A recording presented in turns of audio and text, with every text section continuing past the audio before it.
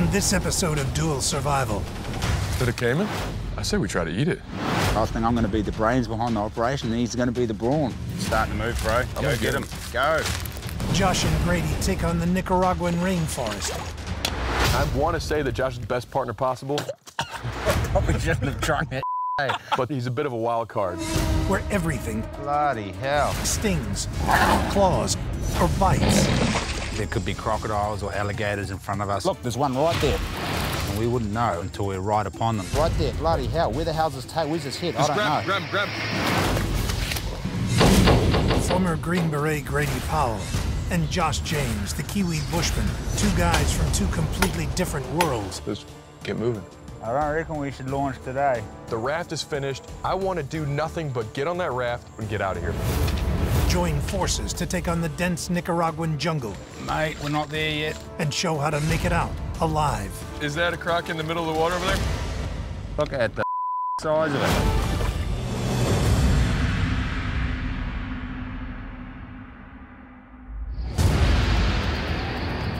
Nicaragua's Mosquito Coast features over 9,000 square miles of thick rainforest, which stretches north to south along the country's eastern border, on the edge of the Caribbean Sea. This lush jungle terrain is home to some of the most biodiverse and dangerous flora and fauna in the Western Hemisphere. Out here, there's plenty of things that are ready to kill you. The jaguar, the snakes, the caiman, the crocodile, the poisonous plants, and the poisonous insects. Underneath the jungle's thick canopy, environmental factors like 90-degree heat, 95% humidity, sudden rainstorms, and flash floods wreak havoc. Generally, when people get caught out, they're unprepared. They haven't taken into account environmental factors such as heavy rainfall. Rising rivers trap a lot of people, and a lot of people get lost in the bush or lost in fog, and they can't navigate their way back to their camp. Every year, teams of soil analysts head into the thick brush, looking to study this ever-changing land. But doing so is not without risk. If you find yourself stuck in the jungles of Nicaragua and you're not prepared mentally and physically, you can easily get turned around here and get lost. And if you do, you're not going to get out. Josh and Grejdi have been dropped into the jungle to play out just such a scenario. Sweet. And given a backpack with only a few items that a scientist may have packed for a day of research in the bush. A small medical bag with some basic supplies. Antihistamine, ibuprofen, chloroseptic. Throat spray, cough spray or something. A vial of potassium permanganate. That's killer. Potassium permanganate. We can use it for tons of different things. We can start fire with it. It can be used to purify water. It's also an antiseptic. It's a huge item for us out here. And a soil testing kit. Look at that. Got a bunch of solutions and powders. Nothing's jumping out right now, but... These guys were obviously growing marijuana out here. That's it. And get moving? Yes. Mosey on out of here.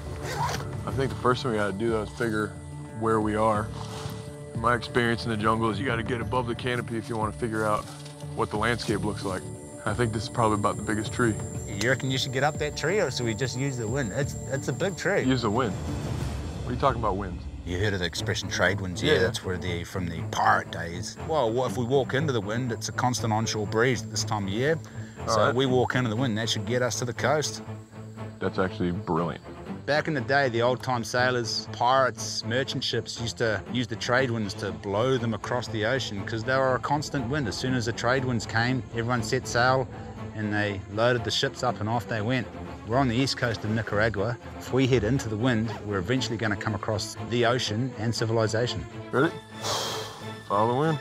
Blowing steadily from the east across the tropics, trade winds move toward the equator from the northeast in the northern hemisphere and the southeast in the southern hemisphere.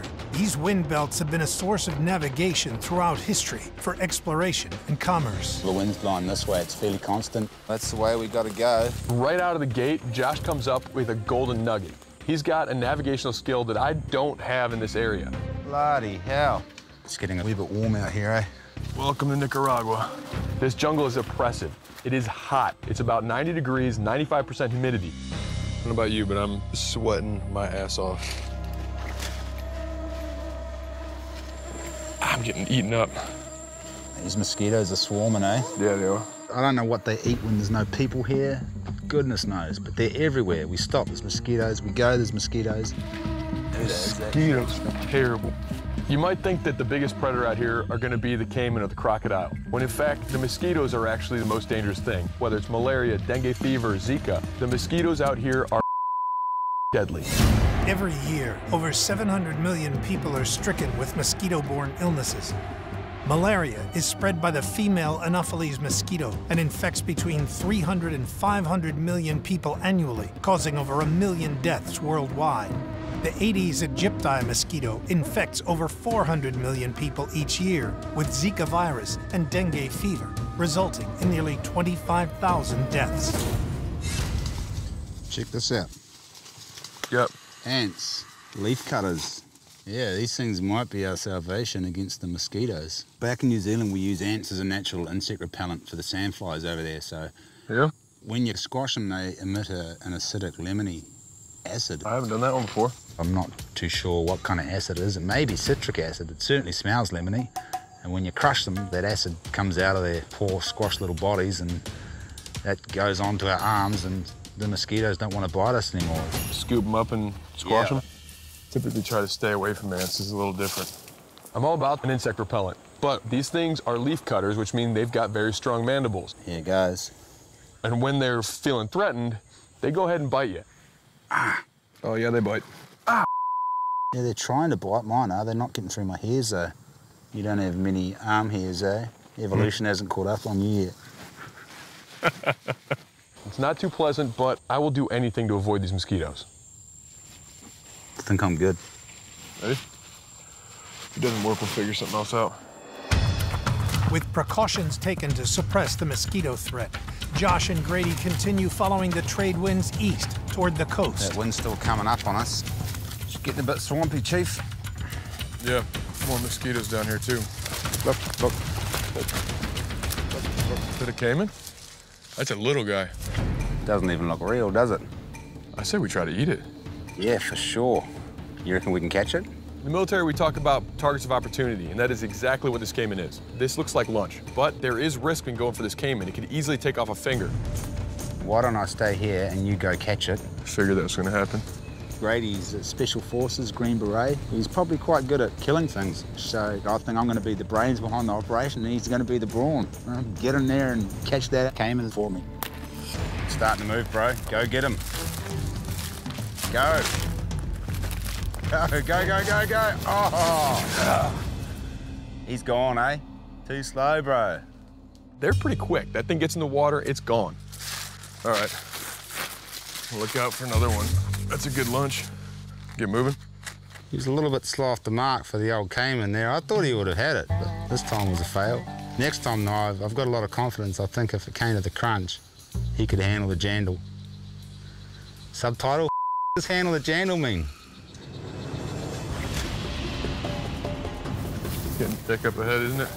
Yep. I'm quite surprised we haven't seen any snakes yet. Nicaragua is home to 15 venomous snakes.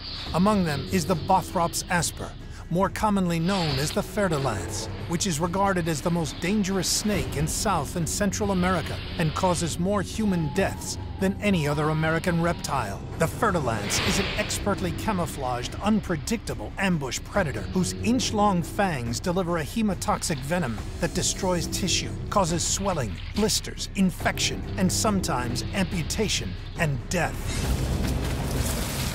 Don't move. The green braces don't move, you don't move. Right in here. Through that hole. See a snake? I think I definitely made a huge mistake by not taking lead.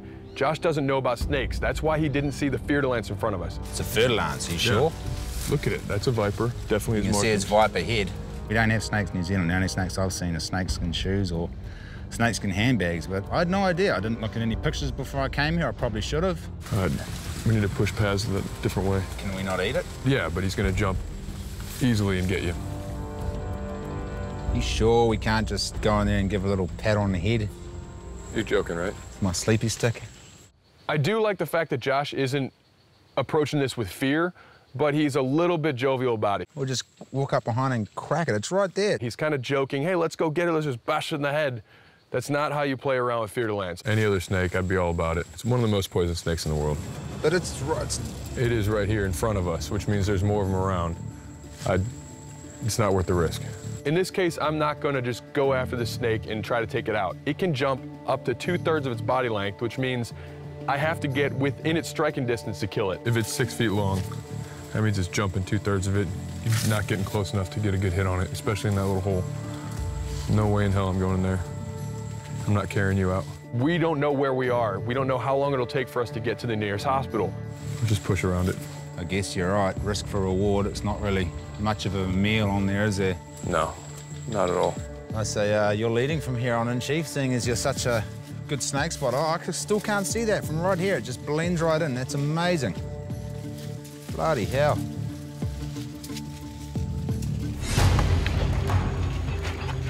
We've been able to keep trekking along, just following that good breeze coming from the front. Unfortunately, we've got a lot of water weaving in and out of the path we need to take. It's slowing us down quite a bit. We've got a fairly strong breeze that way. Follow the wind, Bubba. The only thing guiding us right now is the wind, and we have to stay on this path if we want to get to the coast. Guys, check this out. Oh, hey. That's no boat. But what's a boat doing up this far into the land? Mate, this is awesome. You know what this means? We're close to the water. I was going to say we found a boat, but that too. We found a boat, which is great, because I like boats. I don't like rusty old boats, I like boats that float. This one does not float. Why would this be on land? We've got to be close to either a big lagoon, a big river, or the ocean, or maybe all three. Well, if we're that close, I say we go toward the ocean and find it. If there's a boat here, it can't be too far off.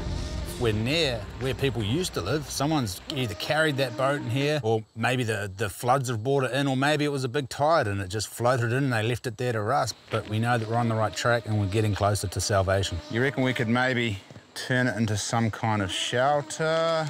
Why would you want to stop and shelter here? You just said yourself we're pretty close to the ocean. Well, the sun's getting down though, isn't it? Yeah, but why not just push through? That's our goal, get to the ocean. Just listen for a second. Can you hear the ocean?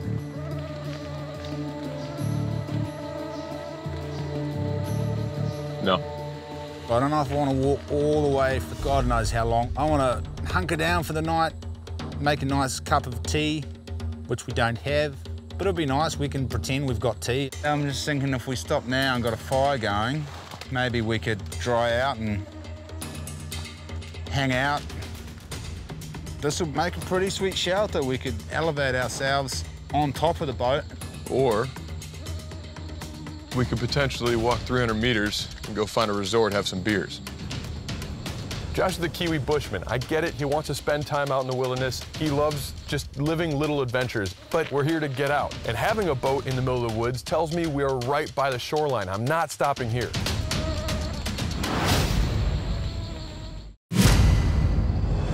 Isolated in the dense jungle of Nicaragua's Mosquito Coast, with temperatures hitting 90 degrees Fahrenheit and humidity at nearly 100%, Josh and Grejdi have been following the trade winds toward the coast in hopes of finding civilization. Guys, check this out. Oh, hey. That's no boat.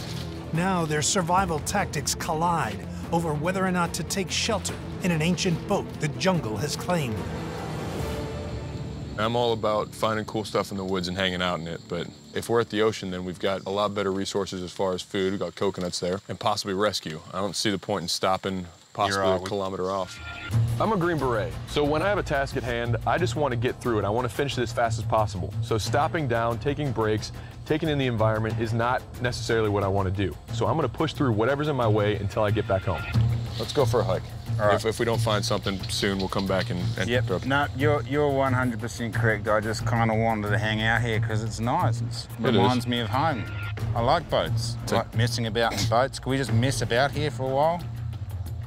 In the boat? I want to say that Josh is the best partner possible, but he's a bit of a wild card. In this kind of situation, that might not be a good thing. You know, he's got big guns, I've got big guns. We didn't really want to pull our guns out and start fighting. We may have a gunfight further down the track, who knows? We don't have guns, we're gonna have to use knives. Fortunately, I have the biggest knife, and I've got 2 knives. There's no doubt there's water in front of us. Yeah, I'm still not hearing any waves, though. Josh, look at that. It's a rather large expanse of water there, son. It's not the ocean. We gotta be close though. Let's see if it's freshwater or tidal. Yeah. Josh? That's coconut. There we go. It's brackish, bud. There's salt water in here.